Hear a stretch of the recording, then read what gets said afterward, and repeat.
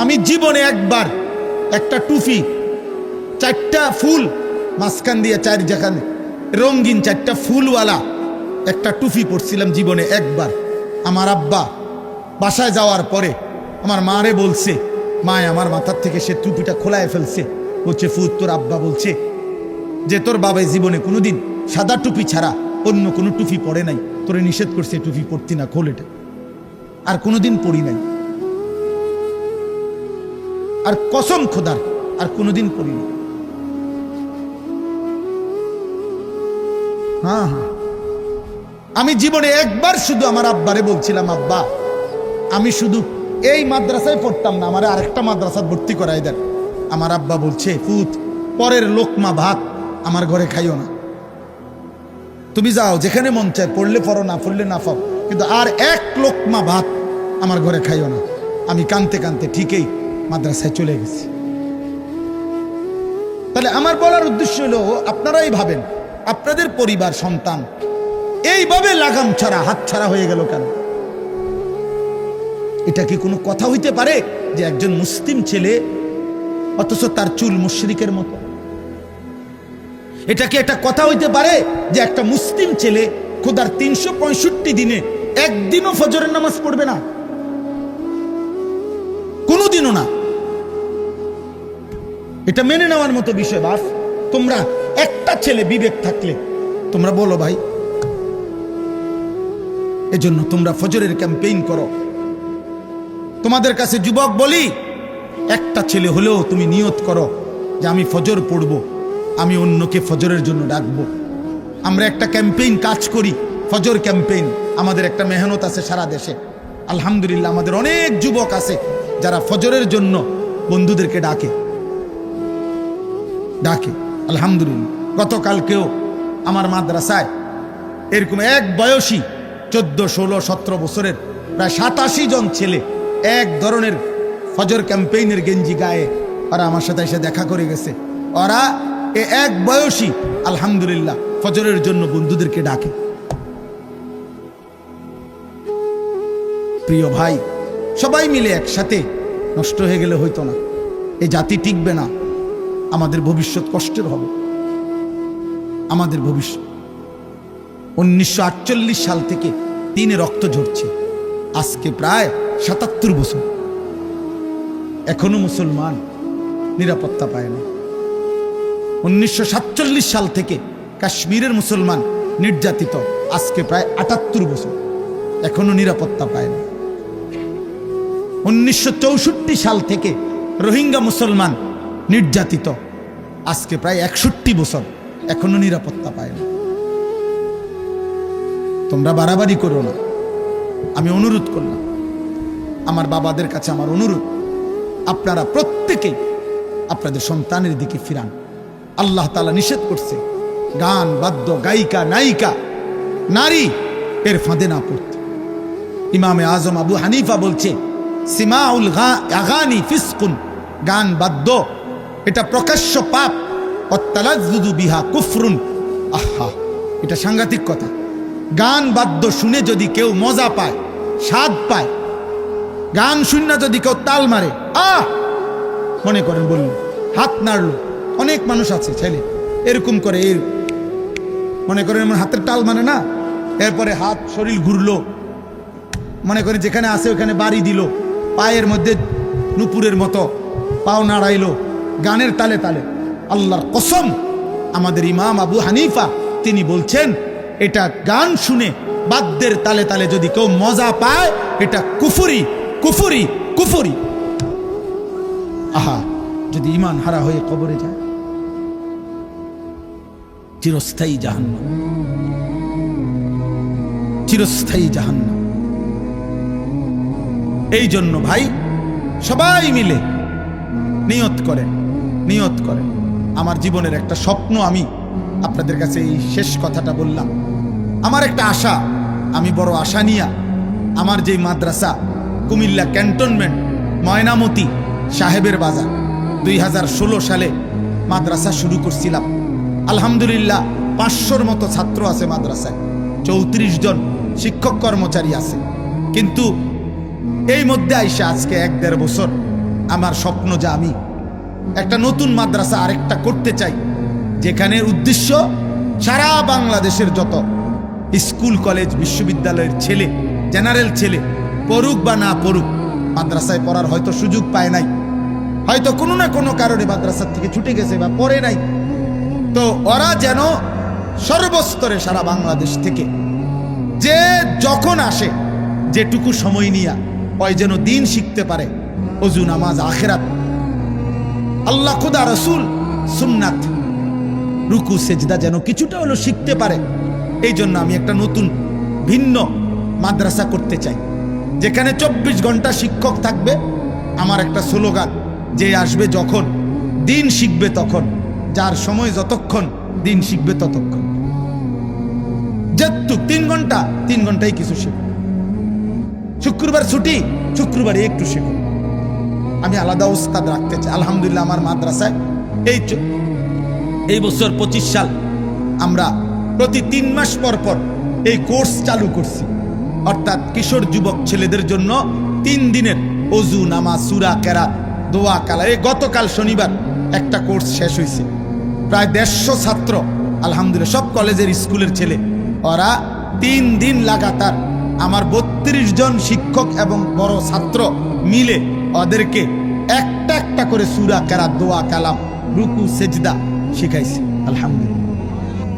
বয়ানটি অবশ্যই শেষ পর্যন্ত মনোযোগ দিয়ে শুনবেন, আর অবশ্যই এই বয়ানটি আপনি আপনার বন্ধু বান্ধব আত্মীয় স্বজনের সাথে শেয়ার করে দিবেন, যেন বয়ানটি সবাই শুনতে পারে।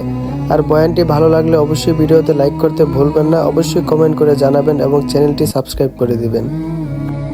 অনেক ছেলে তোমাদের চেহারা দেখলেই বোঝা যাচ্ছে তোমরা নামাজ পড়ো না, চেহারা দেখলেই বোঝায় মোবাইলে আসক্ত, চেহারা দেখলেই বোঝা যায় চেহারাটা কালো হয়ে আছে। আহা, গুনাহ তোমাদের চেহারা কালো করে ফেলছে, চেহারায় কোনো রসকস দয়া মায়া নাই, চুল চেহারার মধ্যে মুসলমানের কোনো চিহ্ন নাই, সারাদিনের চলাফেরার মধ্যে ঈমান আমলের কোনো নমুনা নাই, একটা বারও পেশাব করে টয়লেট পেপারও ব্যবহার করো না, পানিও ব্যবহার করো না। আহা, এটা কোনো আখলাক? তুমি কোনোদিন কুত্তা দেখো নাই? তুমি রাস্তার কুত্তা দেখো না? কুত্তাও তো পেশাব করে পানি নেয়, কুত্তাও তো টয়লেট পেপার ব্যবহার করে। তুমি দেখো না বা মাঝে মাঝে সবচেয়ে উত্তম হয় ওই কুকুরের সাথে একটা সেলফি উঠাইয়া দুজন একসাথে দিলে ভালো। হ্যাঁ হ্যাঁ, ভালো হবে, সুন্দর দেখাবে, মানাবে, যে দেখে আমরা দুইজন একই আচরণ, ও পেশাব করে পানি নেয় না, আমিও নেই।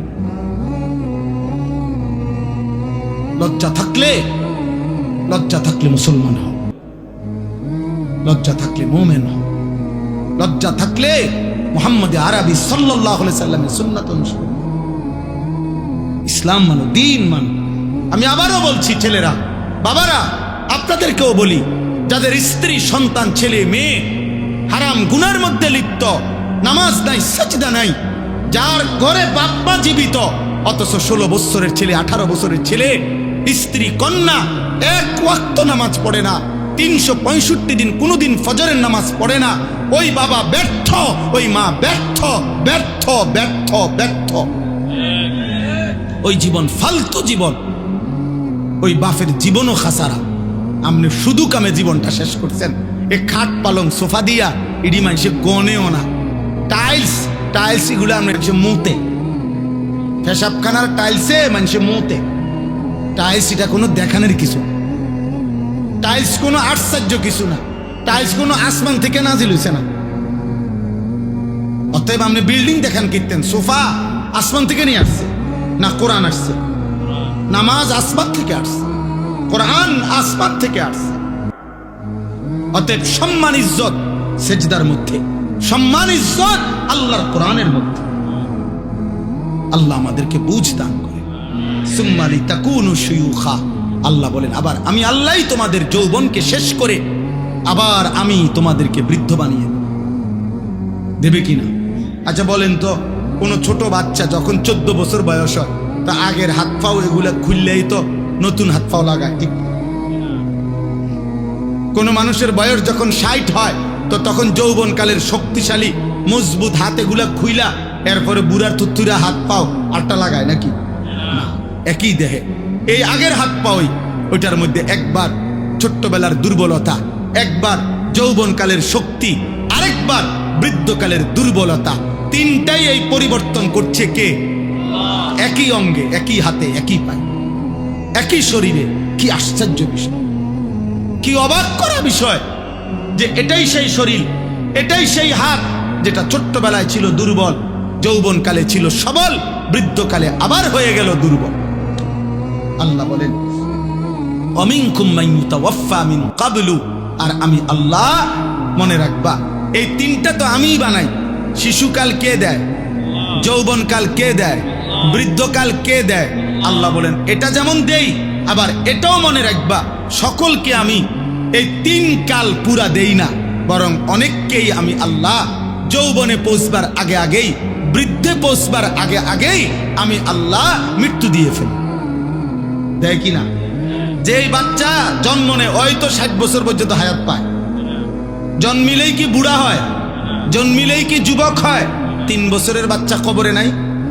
30 বছরের যুবক কবরে নাই? 6 বছরের বাচ্চা কবরে নাই? অমিনকুম মান ইউতাওয়াফা মিন ক্বাবল। আল্লাহ বলেন আমি কিন্তু সকলকে বৃদ্ধ পর্যন্ত পৌঁছাই না, তার আগেই মৃত্যু দিয়ে ফেলি। তাইলে এখানেও তুমি ভাবো যে তুমি আগামীর ঘন্টা, আগামীর মিনিট, আগামীর সপ্তাহ, আগামীর বছর বাঁচবা তার কোনো নিশ্চয়তা নাই বান্দা। অতএব আজই গোলামি করো, আজই বন্দিগি করো, আজই ইবাদত করো। বলেন ইনশাআল্লাহ। ওয়ালিতাবলুগু আজালাম মুসাম্মা। আল্লাহ বলেন আমি কিন্তু প্রত্যেকের হায়াত পূর্ণ করি। অর্থাৎ ছোট বাচ্চা মরলেও সে পূর্ণ হায়াতেই মরে, কিশোর বয়সে মরলেও পূর্ণ হায়াতেই মরে, যৌবনকালে মরলেও পূর্ণ হায়াতেই মরে। কেন? আমি আল্লাহ তো প্রত্যেকের জন্য হায়াত নির্ধারণ করেছি। অতএব যার জন্য আমি যেটুকু বরাদ্দ রাখছি অতটুকুই আমি পূর্ণ করে থাকি। এই জন্য এটা মনে রাখো আব্বা, তোমাদের ছেলেদেরকে বলি, তোমরা যারা মুসলমান 12 বছর, 14 বছর, 16 বছর, 18 বছর, 20 বছর, 25 বছর, অথচ আল্লাহর কোরআন দেখে দেখেও পড়তে পারো না, অথবা বয়স্ক মাঝ বয়সী বাবা আপনারাও যারা আল্লাহর কোরআন দেখে দেখেও শুদ্ধ একটা পৃষ্ঠা পড়তে পারেন না, আমার দিল বলে ওই মানুষটার, ওই মুসলমানটার মূলত কোনো জিব্বাই নাই, ও জানেই না কোনো কথা, ও আসলে জিব্বাই নাই তার, মূলত ওর বোবা, মূলত ওই ব্যর্থ। আল্লাহ তাকে জিব্বা দিয়ে নিয়ামত দিছিলেন, সে মালিকের দেওয়া জবান, মালিকের দেওয়া শব্দ, আল্লাহর দেওয়া উচ্চারণ করার ক্ষমতা, আহা মালিকের কথাটুকুই সে করতে পারে না। এর চাইতে বড় বদনসিব, দুর্ভাগা, মন্দ কপাল আর কে হতে পারে? আর কে হইতে পারে? আরে বেটা তোর জবানের দরকার ছিল কি? বেটা কথা বলার যোগ্যতা দরকার ছিল কি? বেটা তুমি তোমার রবের কালামই পড়তে পারো না? তোমার জিহ্বা যিনি দিছেন, কথা বলার যোগ্যতা যিনি দিছেন, খালাকাল ইনসান আল্লামাহুল বায়ান। আল্লাহ বলছে মানুষকে সৃষ্টি করেছেন আল্লাহ, আর সেই আল্লাহই মানুষকে বায়ান মানে নিজের অন্তরের ভিতরের কথাটাকে স্পষ্ট করে বলা, ব্যাখ্যা করে বলা, বুঝাইয়া বলা, এই যোগ্যতা আল্লাহ বলেন আল্লাহই শিখাইছেন। আল্লাহ কে শিখাইছেন? আখরাজাকুম মিন বুতুনি উম্মাহাতিকুম লা তা'লামুনা শাইআন। আল্লাহ বলেন আমি আল্লাহই তোমাদেরকে তোমাদের মায়ের পেট থেকে বের করে এনেছি। যখন আমি বের করে আনছিলাম মায়ের পেট থেকে, জানো তুমি সেদিন তুমি এক শব্দ, এক জাররাই পৃথিবীর কিছুই জানতা না। আলো কাকে বলে, অন্ধকার কাকে বলে, রোদ কাকে বলে, বৃষ্টি কাকে বলে, ঠান্ডা কি, শীত কি, হ্যাঁ মা কোনটা, বোন কোনটা, তোমার রিজিক, তোমার মুখে তো দাঁত নাই, তুমি কিভাবে এখন পরবর্তী জীবনটা পার করবা? আল্লাহ তাআলা বলেন তুমি জানতা না, আমি আল্লাহ তোমারে শিখাইয়া দিচ্ছি যে তোমার 2টা মাড়ি, দাঁতবিহীন 2 মাড়ি দিয়া, হ্যাঁ তোমার মায়ের বুকের স্তন তুমি চেপে ধরো, আমি আল্লাহ তোমার জন্য দুধের ইন্তজাম করে দিচ্ছি। তো ছোট্ট মাসুম বাচ্চাটা কিভাবে বুঝলো যে আমাকে আমার মায়ের বুকের স্তন চেপে ধরতে হবে দাঁতবিহীন? আল্লাহ বলেন আমি শিখাইছি, আমি শিখাইছি। আতা কুল্লা শাইইন খালকাহু সুম্মা হাদা। আল্লাহ বলেন প্রত্যেকটা সৃষ্টি এই কায়নাতের আমি আল্লাহ তাআলা তাকে সৃষ্টিও করেছি, আমি তাকে তার চলার পথের দিক নির্দেশনা আমি দিয়েছি। এক কুকুর এটা বোঝে কেমনে তার দিকে লাঠি উঠাইলে যে এটা তার ক্ষতিকারক নয়, দৌড় দে কেন? কথা বলে না। ওইটা বুঝলো কোথাও পড়ালেখা করছে? বলেন আপনাদের বিবেক কি বলে? তো হে হে জায়গা না, সে এই কথাটা বুঝলো কেমন? বলো না আব্বা, এই কথাটা কে বুঝবে? কেমনে বুঝে? কেমনে বুঝে? এক হাঁসের বাচ্চা পানি চিনে কেমনে? এক মুরগির বাচ্চা পানির থেকে বাঁচে কেমনে? মুরগির বাচ্চা পানিতে যাইতে চায় না, হাঁসের বাচ্চা পানি ছাড়া থাকতে চায়। এমন হলো কেমন আব্বা? হ্যাঁ, মৌমাছি ফুল চিনে কেমনে? পায়খানায় বসে না কেন? ফুলে বসে কেন? মৌমাছির আইন, মৌমাছির আইন আছে। মৌমাছির চাকে আলাদা সৈন্য থাকে। মৌমাছির সিস্টেম সবচেয়ে নিখুঁত, পৃথিবীর সবচেয়ে সুন্দর নিখুঁত পরিকল্পিত ব্যবস্থাপনা, পুরা প্রকল্প সবচেয়ে বেশি সুন্দর হলো মৌমাছি বাসা, মধুর চাক। এটা কোরআন শরীফের জন্য আল্লাহ তাআলা বলছেন ওয়া রাব্বুকা ইলান নাহল। বাহ, আল্লাহ বলেন এই ছেলে, মোবাইল এটা টিপা না, ওঠো এখান থেকে, উঠে যাও, ওঠ বেটা, না ফরমান বেটা, অপদার্থ কোথাকার বেটা, ওঠো তুমি, আরেকজন মানুষ জায়গা দাও, তোমার জায়গায় আরেকটা ছেলে বসো। খামখেয়ালি করবা না। কেউ চুরি করে মোবাইল দিয়ে ছবি উঠাবা না, চুরি করার দরকার নাই। খামখেয়ালি করবা না। তোমার প্রয়োজন হলে সিএনজি উঠাও, অটো আছে, সিএনজি আছে, বেবি ট্যাক্সি আছে, জিডা আছে, ডি উঠাও। চটপটি খাইতে আছে যারা, তা করে ছবি উঠাও। খামখেয়ালি করো না আব্বা, আমি নিষেধ করলাম। পাথর হয়ে যায়ও না, পাথর এমন দুর্ভাগা হয়েও না যে কলিজার মধ্যে আল্লাহর কথা ঢোকেই না, কোনোভাবেই আল্লাহর ভয় আসে না। আর এটা নাফরমান, এই কলিজা পাথর কলিজা। আল্লাহ তাআলা বলেন এমন পাথর কলিজা নাফরমান, তোরে দিয়ে আমি জাহান্নামের আগুন জ্বালাবো।